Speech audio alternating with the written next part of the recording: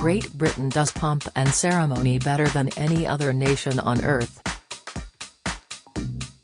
And never will this be more apparent than on Saturday, when an estimated 300 million global viewers will admire not only the King, but also 6,000 or so members of our armed forces resplendent in their ceremonial uniforms.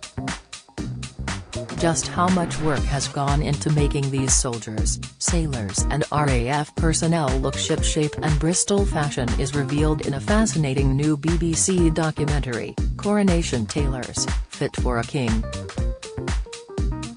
Presented by Patrick Grant, one of the judges from the Great British Sewing Bee, and granted behind-the-scenes access at 3 factories, it celebrates British manufacturing and craftsmanship, revealing the heritage behind our military uniforms and the stories of those who will wear them with pride. The first is Coshket and Partners, a multi-generational family of master tailors based in North London, which hand-makes gold coats for the state trumpeters, and the uniforms of the Life Guards, the Blues and Royals, the Foot Guards and the gunners firing the Royal Gun salutes. Coshket started out as milliners to the Russian imperial court in the 19th century and have been making military clothing since the first half of the 20th century, Patrick says. Every bespoke uniform starts with 23 individual elements, while a dress uniform has around 60 individual pattern pieces.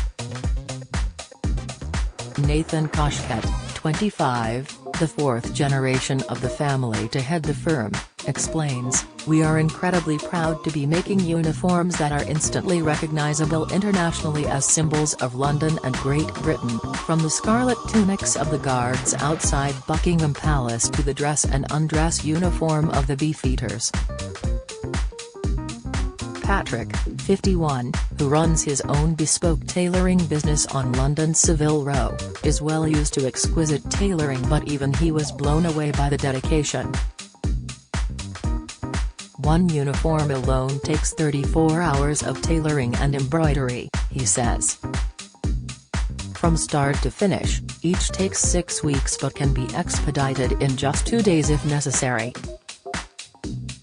Then every uniform is pressed and ironed up to 60 times, and there's a 40-point checklist that each garment has to pass. Not all the uniforms that will be on parade are brand new, but those that are not will have had to be altered for new insignia, including the new Charles III cipher.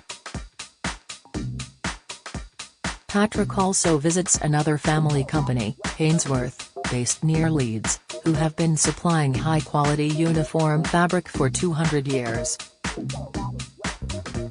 Their cloths went to Trafalgar, Waterloo, the Crimea, South Africa in the Boer War and the 2 World Wars, he says. Don't miss.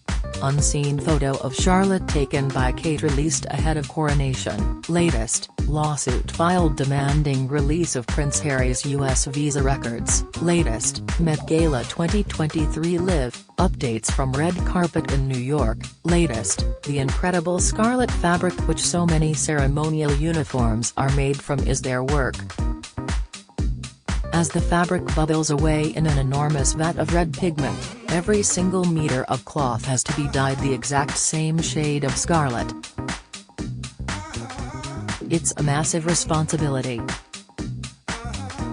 Finally, he visits Furman & Sons, in Birmingham, which makes the metal accessories for ceremonial uniforms, including cap badges, military insignia, buttons, sword handles, household cavalry helmets and brass breastplates. The company dates back to 1650 and, incredibly, still has in use equipment from that time, Patrick explains. There's a blacksmith's elm bellows, and specialist anvils which survived the Great Fire of London in 1666. These have been used to make items worn at Trafalgar, Waterloo, the Somme, El Alamein, Helmand-Provence, and at this coronation. The company has now supplied items from Charles II all the way to Charles III, that's 17 kings and queens in all. The soldiers of the Household Cavalry Mounted Regiment will be seen in their glorious scarlet and gold summer order uniforms. Many will be up for most of the night making final improvements to the mirror sheen of their silver cuirasses, state helmets and boots, which alone can take more than 200 hours of polishing. We have the confidence to be in the spotlight on the world stage representing the armed forces, the nation and the monarch, explains Squadron Corporal Major Chris Libbard, Lifeguard standard bearer. Even as a couture professional, Patrick admits seeing scores of ceremonial uniforms coming together under one roof was spectacular, especially under such stringent time restraints. When we started filming, everyone was very calm, but that started to change a little as time went on, he says. The amount of work these businesses have been doing is extraordinary. Their output has probably doubled from what it's usually like. It is a very big deal. With his own collection of exquisitely tailored suits, Patrick knows more than anyone how to judge sartorial style. In his opinion, King Charles III is a savvy dresser. I hate to sound like I'm sucking up, but the king always looks pretty good, he says. He has a very singular style, from the way he ties his tie to the cut of his suit and how he always wears a little lapel pin. But he is also somebody who cares for his clothes. He even wears pieces of clothing that were his grandfather's. Like the king, Patrick loves to wear garments he has inherited. I have a few bits of clothing that belong to my father and also my grandfather, he says. My view is that good quality clothing lasts a long time, and the more you wear something, the better it should feel. The clothes I love the best are the ones I've had the longest. It's always been something of a false economy to wear cheap stuff, and, now we're aware of the impact throwaway fashion has on the environment, it's more important than ever. Indeed, the designer has long been admired for championing sustainability in the textile industry. In 2015, he launched a social enterprise called Community Clothing aimed at selling affordable, good-quality clothing while creating jobs in textile-making regions. Speaking about the positive shift in attitudes towards sustainability, he says, people are fixing their clothes and repairing them, and darning is now cool. There is really a big awareness out there now. All of the negativity about wearing old clothes has gone now. We are consuming less material, wearing less high-street clothing, and there are a growing number of cool young people who have recognized this. Patrick will return to our screens for the 9th series of the Great British Sewing Bee after the Coronation, where he enjoys an entertaining rapport with fellow judge Esme Young.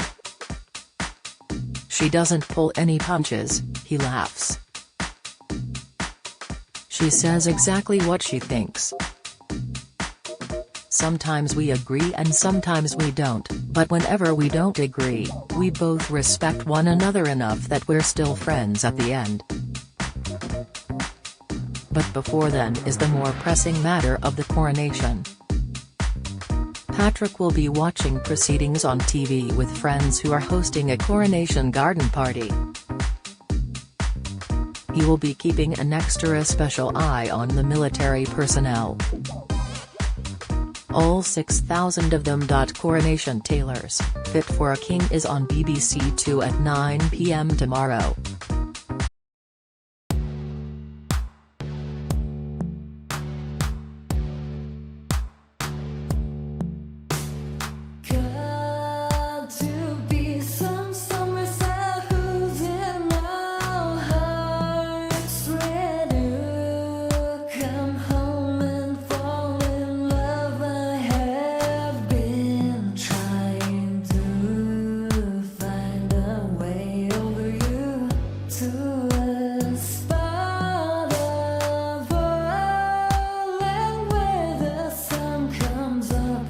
another